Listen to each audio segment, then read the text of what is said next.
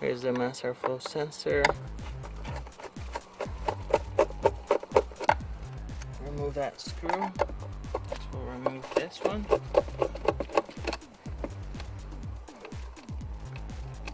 And go ahead and pull it out carefully.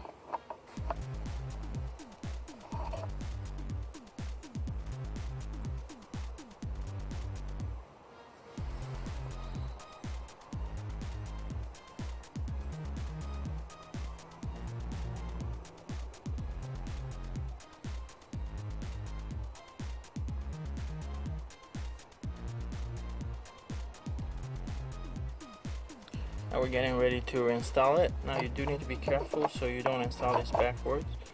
And one way to verify that you are installing it correctly, because as you can see, it almost goes both ways. But if you look at these two little tabs right here, they can only go in only one direction. So this is the wrong direction and doesn't sit properly. So make sure you have the mass airflow sensor sit it in the right direction, because that is very important. You'll measure the air that flows, and if the air is not flowing through the chambers in there, you're gonna have issues. So right here we have the sensor sitting all the way in properly. We'll just go ahead and reinstall these screws, and then you need to reinstall this whole housing. You do want to make sure that these tabs right here lock properly when you reinsert this back into place.